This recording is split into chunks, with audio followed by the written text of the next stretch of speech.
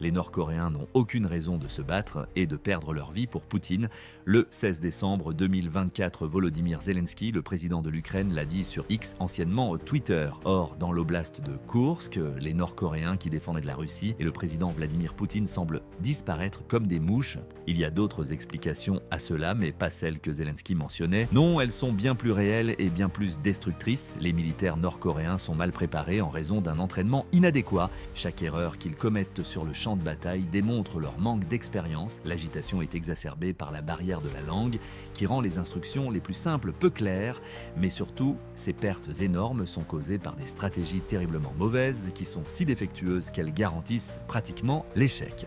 Examinons les problèmes spécifiques qui se posent sur le terrain en nous concentrant sur les stratégies qui réduisent les Nord-Coréens à de simples spectateurs d'un conflit dans lequel ils n'avaient aucune raison d'être impliqués. Nous devons d'abord examiner les pertes surprenantes afin de comprendre pleinement la gravité de la situation à Koursk. Les pertes nord-coréennes transforment la guerre russo-ukrainienne en un piège mortel. Les premières histoires significatives de soldats nord-coréens combattant et perdant la vie à Koursk ont commencé à apparaître le 16 décembre. Selon Zelensky, les troupes nord-coréennes avaient participé à des actions de combat dans la région et le nombre de morts était déjà élevé. Les Nord-Coréens à Koursk ont entamé un chapitre violent et fatal avec cette confirmation précoce. John Kirby, conseiller en communication de la Maison-Blanche pour la sécurité nationale, a ajouté que les forces nord-coréennes venaient de quitter leur position de soutien pour rejoindre les lignes de front, confirmant ainsi les pertes nord-coréennes. Bien qu'aucun bilan précis n'ait été communiqué dans un premier temps, la gravité de la situation est devenue évidente au fur et à mesure que les nouvelles en provenance des lignes de front arrivaient. Le 23 décembre, plus de 3 soldats nord-coréens avaient été confirmés morts ou blessés dans l'explosion de Koursk. Cela représente 25% des 12 soldats nord-coréens stationnés dans la région. Bien que légèrement plus prudents, les rapports sud-coréens étaient néanmoins catastrophiques. À cette date, au moins 100 soldats nord-coréens avaient été tués ou blessés selon l'état-major interarmé sud-coréen. Malgré la disparité des chiffres, les deux sources s'accordent à dire que le nombre de morts augmente à un rythme effarant et qu'il n'y a pas de fin évidente en vue. Cela a été confirmé quelques jours plus tard, le 27 décembre, lorsque Kirby a indiqué que l'armée nord-coréenne avait perdu près de 0 soldat en une semaine. Cependant, rien n'indique que la Corée du Nord changera de position. Le chef suprême de la nation, Kim Jong-un, se préparerait à envoyer des troupes supplémentaires en Russie. La question du pourquoi de cette réalité surprenante est soulevée. Pourquoi Kim enverrait-il des troupes supplémentaires malgré les pertes massives, en sachant parfaitement ce qui leur arriverait? L'explication est simple, l'appât du gain, parce qu'avec tant à gagner, qui se soucie des vies humaines, les avantages que Kim reçoit du président russe Vladimir Poutine valent bien chaque soldat nord-coréen tué. Le pétrole vient en premier. La Russie a fourni à la Corée du Nord plus d'1 million de barils de pétrole depuis mars 2024, soit le double du maximum annuel autorisé par les sanctions internationales. La technologie militaire vient ensuite. Pour rendre l'affaire plus agréable, la Russie est plus que disposée à offrir quelques gâteries. La Corée du Nord acquiert des systèmes de défense aérienne et les compétences nécessaires au lancement de ses satellites espions en échange de troupes et d'armes. En outre, la Corée du Nord développe ses installations de production de missiles, notamment en améliorant ses missiles balistiques KN-23 et KN-24 d'après des photos satellites. Mais ce n'est pas tout. En outre, des avions de chasse tels que des Su-27 et des MiG-29 ont été offerts à la Corée du Nord. En effet, la Russie transfère des avions de pointe qui renforceront considérablement les capacités aéronautiques de la Corée du Nord. Naturellement, la Corée du Nord renforce également les prouesses militaires de la Russie en lui fournissant un approvisionnement constant en obus de mortier et en pièces d'artillerie. Aussi incroyable que cela puisse paraître, la Corée du Nord fournit actuellement jusqu'à 60% de l'armement russe. Le fait que la Corée du Nord livre désormais des armes plus sophistiquées et plus modernes, telles que des systèmes de roquettes à lancement multiple de 240 mm dotés de systèmes de guidage ultramodernes, est encore plus surprenant. Cependant, tout cela a un coût. Les experts estiment que la Russie pourrait dépenser jusqu'à 572 millions de dollars par an pour maintenir les forces nord-coréennes en première ligne. Quant à l'armement, depuis le début de l'assaut, il pourrait avoir rapporté à Kim jusqu'à 5,5 milliards de dollars. Pour une nation et a fortiori pour un gouvernement aussi limité financièrement que la Corée du Nord, il s'agit d'une somme considérable. Et si les soldats de Kim sont tués à Koursk en échange d'argent, de pétrole et d'armes qui maintiennent la stabilité et le pouvoir de sa dictature, il reçoit un accord qui en vaut la peine. Pour lui, rien n'a donc changé. Bien sûr, le destin des forces de Kim en Russie ne serait pas aussi désastreux si ne serait-ce qu'une petite partie des millions qu'ils gagnent était utilisée pour les éduquer et les équiper de manière adéquate pour la réalité du combat contemporain. S'ils étaient correctement préparés, ils ne marcheraient pas sans réfléchir vers leur mort comme de la chair à canon. Or, c'est précisément ce que font les forces nord-coréennes en Russie et la cause principale en est leur méthode archaïque. La méthode dite du hachoir à viande est sans aucun doute la stratégie qui coûte le plus cher aux Russes et aux Nord-Coréens. Cette stratégie n'a pas donné de bons résultats pour les forces nord-coréennes pendant la guerre de Corée et c'est encore pire aujourd'hui en Russie. La stratégie repose sur le volume d'hommes qui avancent par vagues dans l'espoir de submerger les fortifications ukrainiennes. Cependant, la terrible vérité à propos de cette tactique est qu'elle n'aboutit qu'à des effusions de sang et à la perte de vie humaine. En effet, compte tenu de l'état des combats modernes, cette stratégie est terriblement dépassée. Essentiellement, elle montre un grand nombre de forces nord-coréennes se déplaçant dans des zones ouvertes sans assistance blindée. Qu'en est-il de ces champs dénudés? Ils sont prêts à accueillir l'artillerie et les drones ukrainiens. Cette stratégie réduit donc les forces nord-coréennes à des cibles qui peuvent être rapidement détruites par des frappes précises. Souvent, elles ne parviennent même pas à s'approcher de leur objectif et encore moins à franchir les défenses. Les Nord-Coréens ont utilisé cette stratégie manifestement stupide tout au long des frappes qu'ils ont menées en décembre. Ces forces ont participé à une attaque dans l'oblast de Koursk, près de la localité de Kroglenko, à la mi-décembre. Cette attaque s'inscrivait dans le cadre d'une offensive russe coordonnée visant à s'emparer de sites stratégiques dans la région.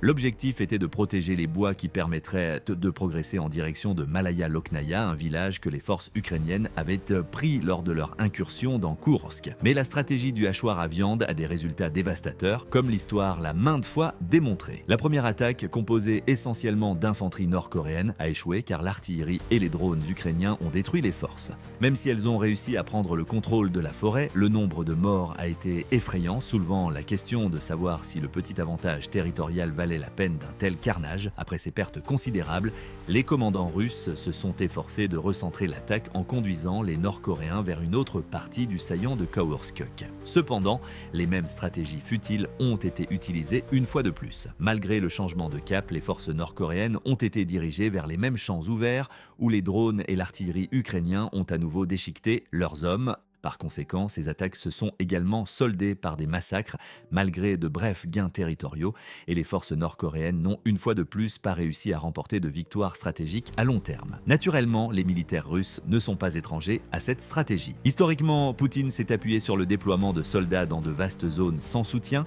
et sur des pertes importantes afin d'obtenir de petits gains à court terme. Il semble avoir découvert une nouvelle chair à canon avec les Nord-Coréens. Ils sont bien adaptés à cette stratégie horrible en raison de leur expertise passée en matière d'attaque d'infanterie à grande échelle. Cependant, une autre stratégie inefficace, ou mieux encore, l'absence de tactique, n'a fait qu'exacerber les effets de la tactique du hachoir à viande. Comme vous pouvez le constater, les Nord-Coréens n'ont pas été en mesure de se dissimuler correctement au cours de leurs avancées. Ils ont ignoré les principes fondamentaux du camouflage et de la dissimulation dans leurs efforts pour concentrer les contre-attaques et rassembler les forces dans les zones forestières. En toute honnêteté, il est possible qu'ils n'aient jamais entendu parler de ces idéaux. Leur expérience et leur formation militaire sont tellement insuffisantes. Au vu de leur réaction aux drones, les forces ukrainiennes ont déjà pu constater à quel point les Nord-Coréens sont mal préparés à la guerre contemporaine. Lorsque les soldats nord-coréens voient ou entendent un drone approcher, ils paniquent un peu souvent et s'enfuient, contrairement aux Russes plus aguerris qui ont été entraînés à se figer ou à se mettre à l'abri. Leur réaction fait d'eux des cibles immédiates pour des frappes précises, ce qui les expose à d'autres attaques. Leur tendance naturelle à s'enfuir en présence d'un drone témoigne d'un manque de maîtrise de soi et d'une formation appropriée qui leur aurait enseigné la nécessité de rester immobiles. Les forces rassemblées des troupes nord-coréennes sont devenues des cibles faciles lorsqu'elles ont été exposées aux frappes meurtrières ukrainiennes, faute de mesures de dissimulation efficaces. Les Ukrainiens ont même déployé des armes à sous-munitions HIMARS pour éliminer les Nord-Coréens qui s'approchaient. En outre, les troupes nord-coréennes étaient regroupées et sans défense face à l'assaut, en raison du terrain restreint. Cependant, c'est exactement ce que souhaitaient les militaires ukrainiens. En effet, contrairement à leurs adversaires de la guerre russo-ukrainienne, ces forces utilisent des tactiques intelligentes. Dans un cas, les forces ukrainiennes se sont retirées de la forêt, laissant une brèche que les Nord-Coréens ont inévitablement comblée. Cependant, les forces ukrainiennes ont immédiatement lancé des armes à sous-munitions sur les groupes d'assaut nord-coréens étroitement groupés, après avoir utilisé des drones pour transmettre leur position aux lance-roquettes HIMARS. Le résultat a été désastreux, l'assaut nord-coréen a été écrasé de manière décisive et la vallée s'est rapidement transformée en zone de mort. Outre l'échec de l'assaut, des morts inutiles sont à déplorer en raison de l'incapacité des forces armées à dissimuler leur position et à se préparer à des scénarios de combat contemporains.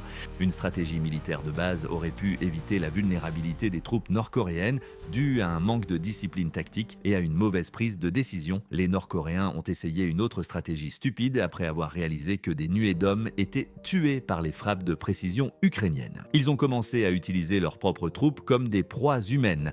Oui, ils essayèrent de détourner les opérateurs de drones ukrainiens en envoyant leurs soldats directement à la mort. En général, l'appât vivant est un soldat. D'autres membres de l'équipe attendaient simultanément que les drones ukrainiens abattent l'appât. Comme on pouvait s'y attendre, cette stratégie a eu un autre résultat désastreux. En bref, cette stratégie n'a pas été couronnée de succès auprès des opérateurs de drones ukrainiens. En outre, ils ont été en mesure de repérer rapidement les positions des soldats nord-coréens qui attendèrent à proximité.